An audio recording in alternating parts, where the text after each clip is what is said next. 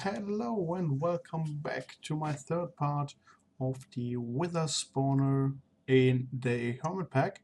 My name is Softworker and I hope you enjoyed my previous videos where I have explained how this spawner basically works and also did show some improvements that I made. Today I'm going to show you something very special and this is hidden in this secret room behind me. So let's take a look. It is a portal to a void world where I have set up a fully automated wither farm. So let's take a look. Here we go. That's our fully automated wither farm. I'm gonna explain everything in detail, but first let me tell you what it actually is. This wither farm fits in one chunk, and I have built it in a specific universe to avoid any external influences. So this is just a walled world where there's nothing else but my farm and my portal, and it allows me to generate Nether Stars and some other materials with only the input of a bit of solar energy or maybe Nether Star energy. I use this void world as well together with an update that it doesn't get night, so without a day cycle, which means I can use the solar power the whole time. You can also go with in the normal world and just choose Nether Star generators. I'm going to show that in a bit later on. So what I'm going to do is, while I'm going to explain the system, I will keep it running for exactly 1 hour to show you how efficient it will be. So just to show the results. You can see the chests are almost empty. The soul sand is here and the wither skulls. Those few blocks have to be there to make sure the system isn't running. I'm gonna explain that in a bit. And the refined storage is also empty. But one question that came up from my last video was, why do we need this? Why do I need a wither spawner? Well, my first answer would be for the funsies. Who doesn't want to have a fully automated wither spawner and killer in his base or under his control? But the big reason why I started looking for such a solution was the tier 4 machines of environmental tech, because they actually do need a good amount of Nether Stars. But you can also use it, for example, if you want to have your base run up on Nether Stars. There are some powerful Nether Star generators in the pack which you could use to generate power, and the system would then be self-sufficient as well as support your base with Nether Stars. There are other types in the game that would need Nether Stars, but especially in Hermitpack, that's not so common. So mostly T4 and the Nether Star generators. Then let's get ready. There's our timer, 1 hour. Hit for spawning. Nothing happens. Why is that? The reason for that is that I'm online. What I have to do is, let me disable that again, just for now. Take this one out. So, okay. Now we have power. Everybody's offline. There we go. And there goes our timer. Okay, let's see. There should be the first wither spawning in a second.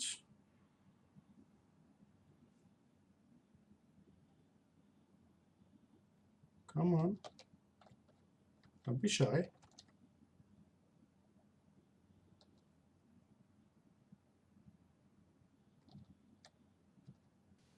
There we go. And it starts.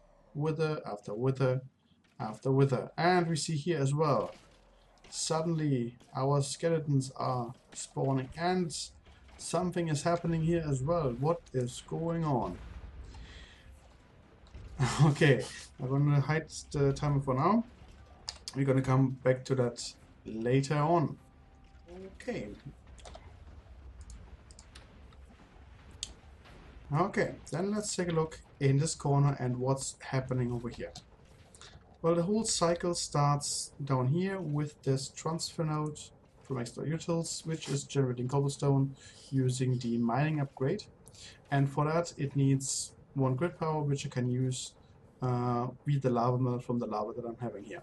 So this will be my cobblestone generator, putting the cobble into a sag mill, and the sag mill will then make it into gravel, and occasionally you will see a bit of flint or sand as well.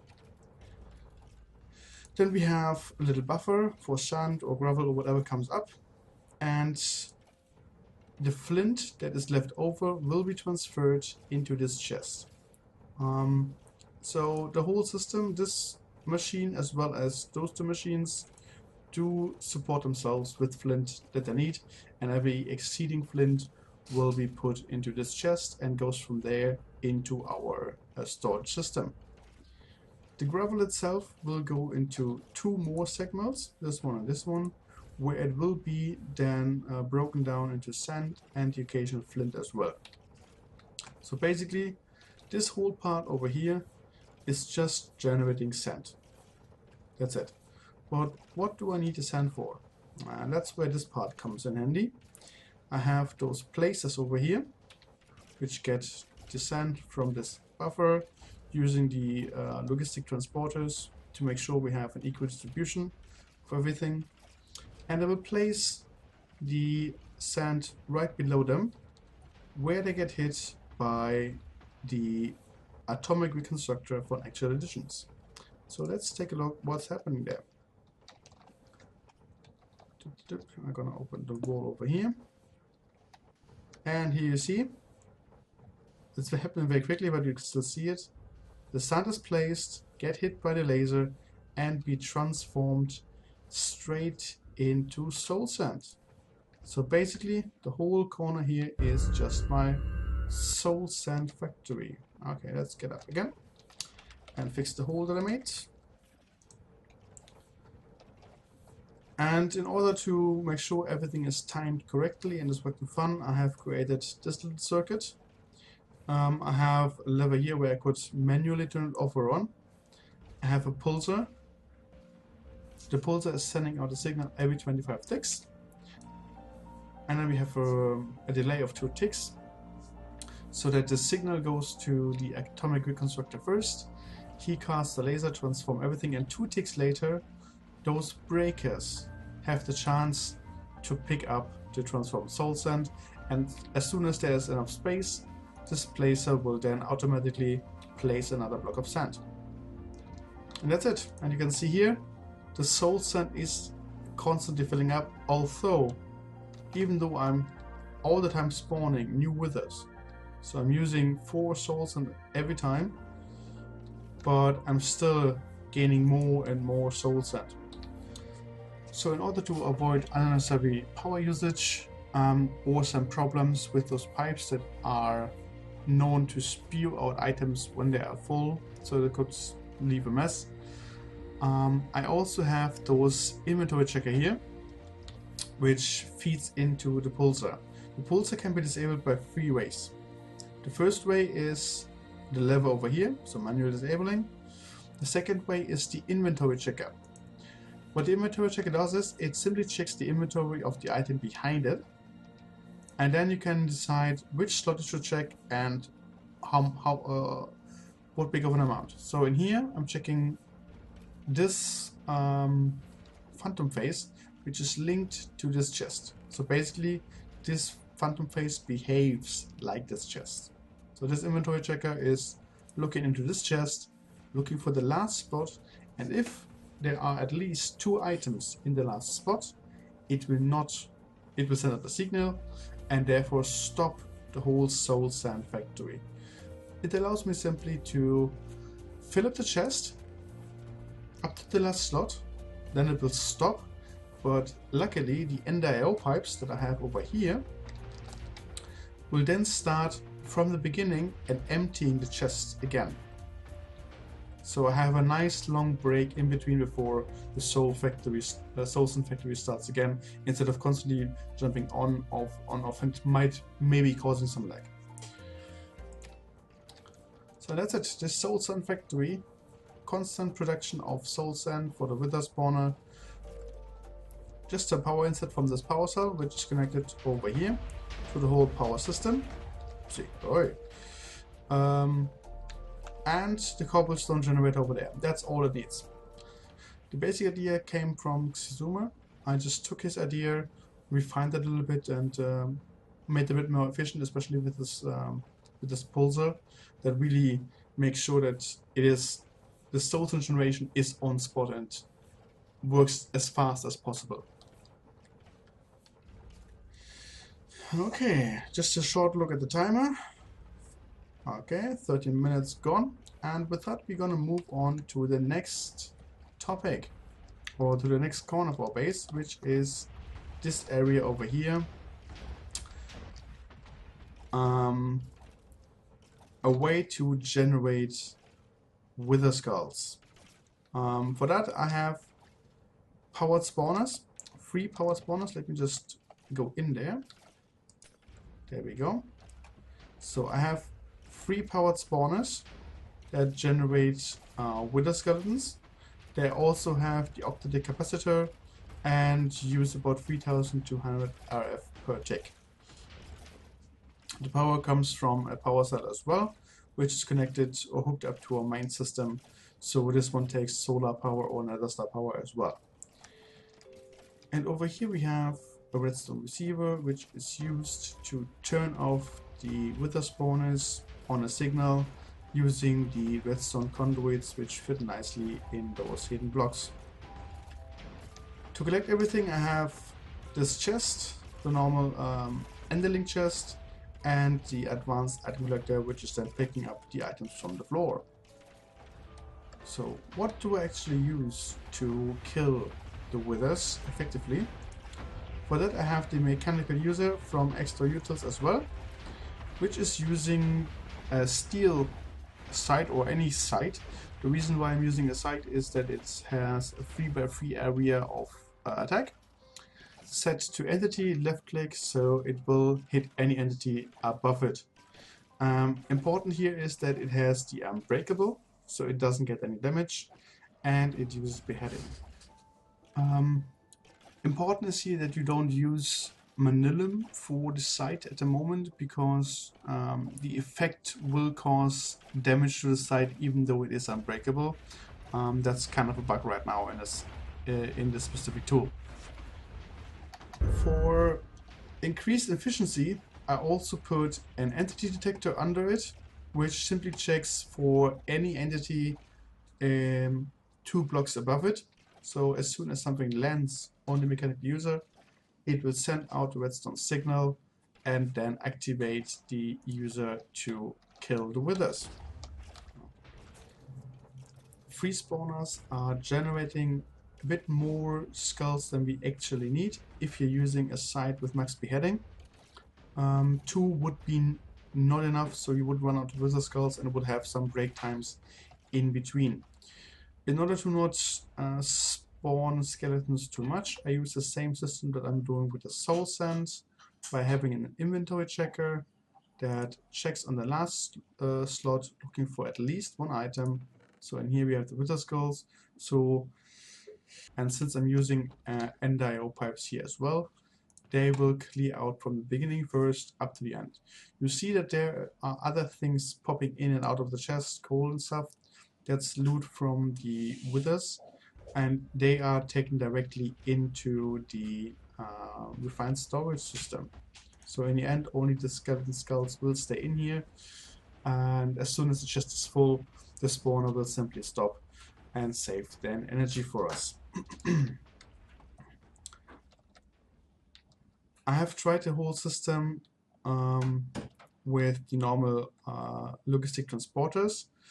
It doesn't work because the logistic transporters will always take the last spot first. So when I fill up the chest, I could neither check the first one nor check the last one, because if I check the first one, as soon as a skull comes in, it would stop working. And then the next spawn, skulls are missing, spawn is continuing, so it would be constantly on off on off. I personally don't like that. I prefer filling up the chest, and then waiting until the chest is empty again, and therefore I had to use the NIO pipes. And that's it. Those are the basic ingredients for our automated wither spawner. We have the soul sand, we have the wither skulls, and everything else that is a byproduct goes into the refined storage afterwards, except for the swords. I'm gonna put them in the trash can. You see it over here. They go directly into the trash can because I don't need them. But everything else, except for the swords, will go in there. And here I have a filter that skeleton skulls are not taken out of the chest. This one over here will take everything that comes without asking questions. Which is basically this chest over there, just collecting everything in there. As well, there is an in the spawner is also an experience solidifier, so I'm also taking the XP from there to not waste anything. So then let's take another look at the spawner. It had some modifications to be fully automated. First of all, I have now fully enclosed it, just of this little peephole. As I said in my other video, just in case something goes wrong, I don't want to have withers flying in my base, so I use Untitled bricks to completely close it up. Also here we have a chunk loader to make sure it's running while I'm not there. That's easy enough. Here we have the power monitor, checking the power in our system and stopping it if there's not enough power. And then we have the known system with the logic gates and everything. You have seen this one before. That one is generating the signals for the wither spawners. If you don't know what this one does right now, watch my previous video. I have explained it fairly well in there and will not going to do it again. And then let's go to this fancy thing here. That's a timer. The timer will send out a signal as long as I get redstone, and I have set the timer in here to 640 ticks. The spawner itself can be run at 510 ticks, but due to the power situation I have increased the timing to 640 because that's the time where a tier 4 solar panel after the nerf can fully support the spawner without running out of power. That's why I put 640. If you have other power sources or don't mind putting in a few Nether Star generators, by all means increase it to 510. That's the fastest way or the fastest amount of spawns that you can have with this system. I included a bit more as well. Here we have the button from our monitor over here. You see that's set to 8. So when exactly do we see a signal here? A signal is seen when we don't have redstone signal from here. You can see it over here, but redstone signals from the other sides. The channel 13 is this one over here, is checking the power. So if there's not enough power, we have a redstone signal, which means no signal, no spawning, we are safe. It has to have a signal from here, from this logic gate, and it has to have a signal from the timer, which means if the timer sends a signal, but nothing comes, and the signal comes from here, we are safe.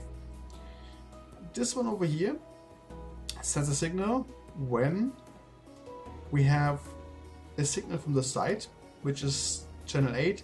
That's the button on the monitor. So if the button is pressed, and we have no signal from here, which is the player, the honor detectors, which allows me to put in different names of different players that might be on my server and make sure that the spawner only runs if no one is online. The reason for that is simply that the sound that the wither makes when it spawns can be really annoying, and you don't want to annoy your multiplayer friends for too long, otherwise they're gonna bomb your base.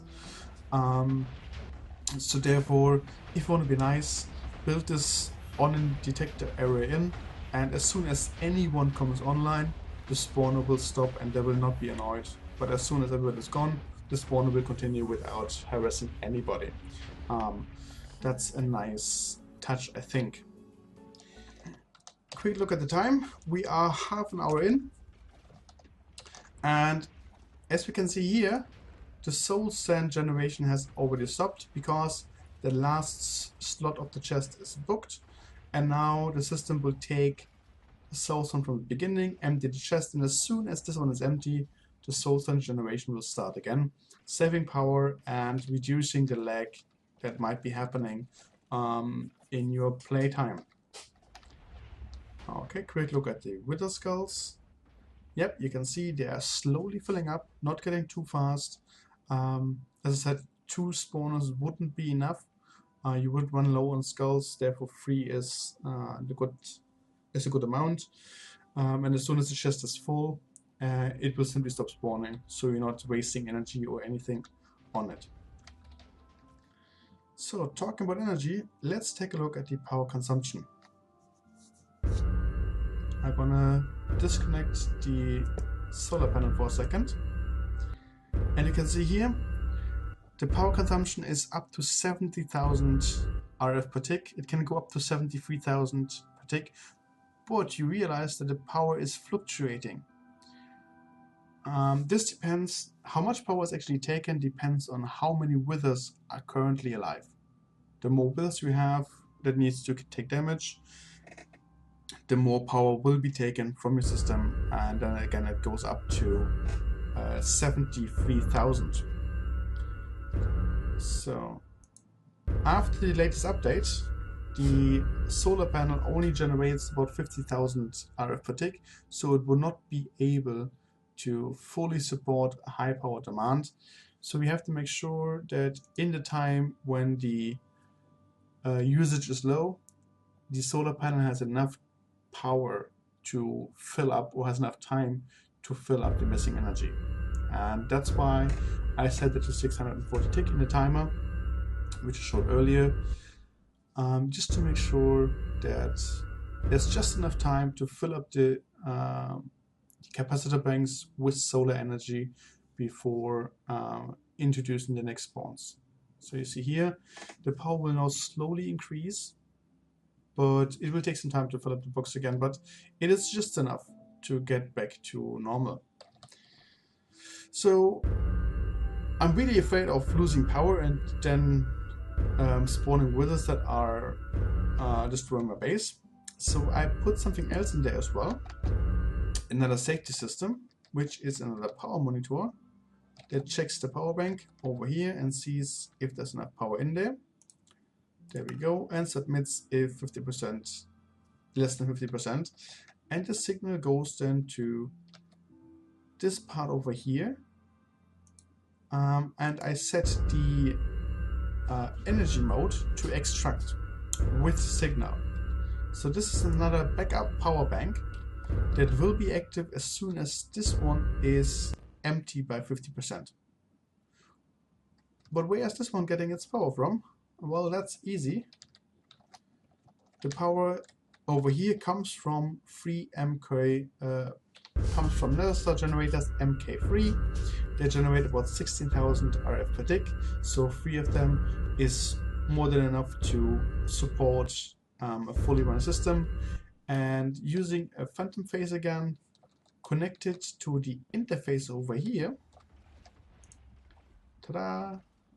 So this interface accepts over here accepts the items, but also provides Nether Stars to this phantom phase, which will then fill up those Nether Star generators in case they are running.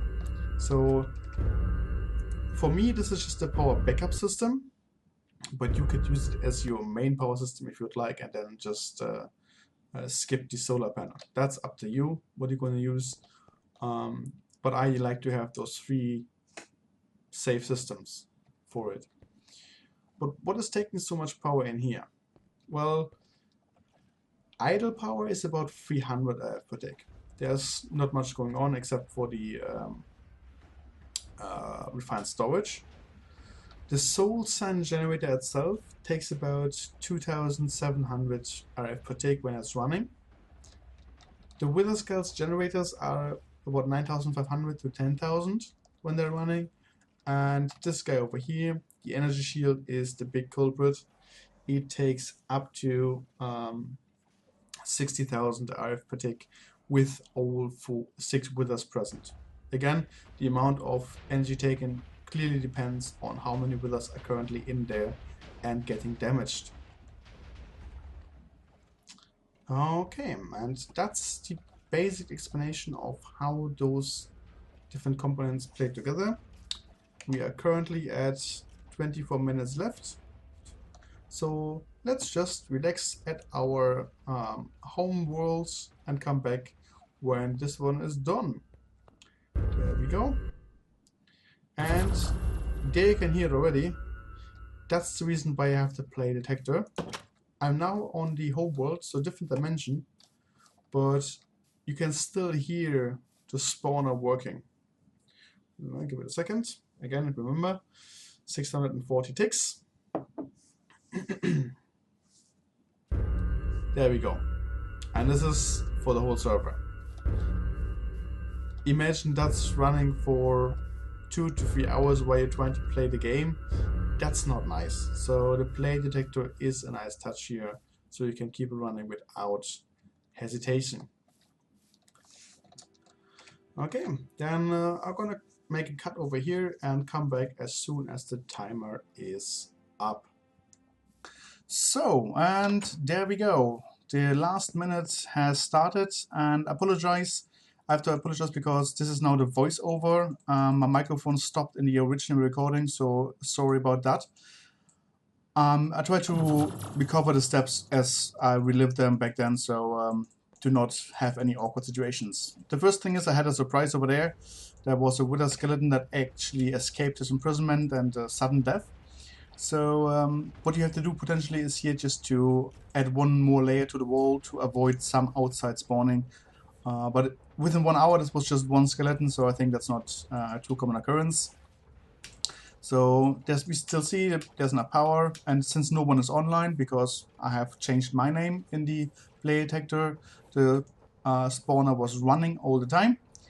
And the hour is over, so we can stop it right here and finish the killing. When looking in the chest, you see that there are a good amount of more skeleton skulls now in there. So the chest was never full within 1 hour, but in more time you would see the chest filling up. The soul sand at the half an hour mark was already full once, so I would say every half an hour you would have to refill the soul sand. And there we go. So you see here we have 604 Nether Stars, which means we have spawned and killed 604 withers within 1 hour, which I think is a good amount of withers to kill. What you're going to do with this amount of Nether Stars is up to you. We have some flint as well from the Soul Sand Factory, Drop of Evil, Necrotic Bones, and other stuff from the Wither Skeleton Spawner that you can use at your leisure. A bit of bone, which comes good as a fertilizer, and of course about 14,000 solidified experience, which helps you a lot with enchanting and anything that requires experience. We have 4 Ender Swords here. You can keep them or throw them away, like I do with all the stone swords. It's up to you what you want to do with those as well.